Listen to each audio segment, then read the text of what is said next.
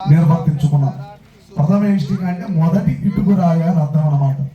ఈరోజు క్రోధినామ సంవత్సరంలో ఉత్తరాయణంలో చక్కగా పాల్గొన మాసంలో తృతీయ తిథి యందు స్వామివారి యొక్క ప్రథమ ఇష్టిక అంటే మొదటి ఇటుకురాయని స్వామివారి యొక్క ఆలయ నిర్మాణ నిమిత్తము ఈ రోజు ఇక్కడ మనం ఈ పూజా కార్యక్రమాన్ని ఏర్పాటు చేసుకున్నాం.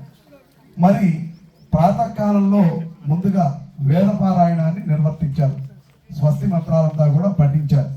ఆ తర్వాత విఘ్నేశ్వర పూజ చేశారు. ఏం చేశారమ్మా? మరి ఆ విఘ్నేశ్వర పూజ దేనితో చేశారు? లక్ష్మీ వల్లభ హరిద్ర మహాగణపతి, పసుపుతో చేసినటువంటి గణపతికి మనం ముందుగా పూజ చేసుకున్నాం.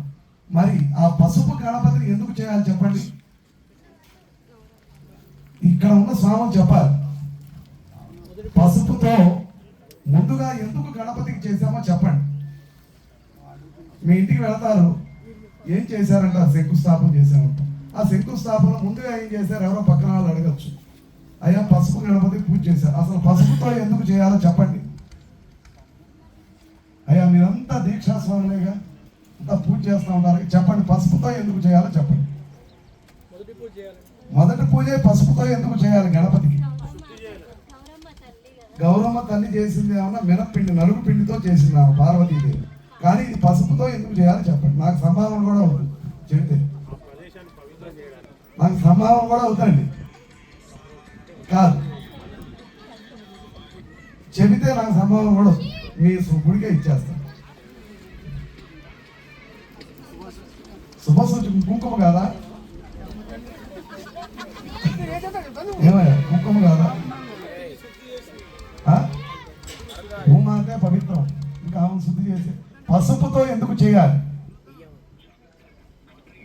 ఎందుకంటే మన హిందూ ధర్మంలో చాలా గొప్పదనం అన్ని రకరకాలుగా ఉన్నాయి, అవన్నీ తెలుసుకోవాలి. ఇవాళ మనం ఏం చేసామంటే గణపతి పూజ, పుణ్యాహవాచనము, పంచగవ్య ప్రాసన, రక్షాబంధనం, వాస్తు పూజ, వాస్తు హోమం, లక్ష్మీ గణపతి హోమం, అలాగే స్త్రీ సూక్త, దుర్గా సూక్త, అలాగే స్వామి మంత్రాలు, విశేష మూల మంత్రాలంతా కూడా ఇత్యాదులంతా చేశాం. మరి వరుసగా మనం తెలుసుకోవాలి ఏం చేశామని. చెప్తారా చెప్పమంటారా? మీరు చెబితే నాకు సంభావన అవుతుంది. అయ్యగారు మీరు చెప్పాలి. అమ్మా, ఎలా అయితే విష్ణుమూర్తికి దశావతారాలు ఉన్నాయో శివుడికి కూడా 25 రూపాలు ఉన్నాయి. ఆ 25 రూపాల్లో త్రిపుర సంహారమూర్తి అని ఒక రూపం ఉన్నది. ఈ త్రిపురాసురుడు సంహరించడానికి ఈశ్వరుడు ఉద్భవిస్తాడనమాట. మరి త్రిపురాసురుడిని సంహరించడానికి తన వాహనమైన నందిని ఎక్కి ఈ త్రిపురాసురుడిని సంహరించడానికి వస్తాడు. ఈ త్రిపురాసురుడు బ్రహ్మచేత ఘోర తపస్సు చేసి 3 రాక్షసులు కూడా 3 రథాలుగా మారి, ఆ రథాలంతా కూడా 3 వేరు వేరు ప్రాంతాల్లో ఉండి అక్కడ స్త్రీలు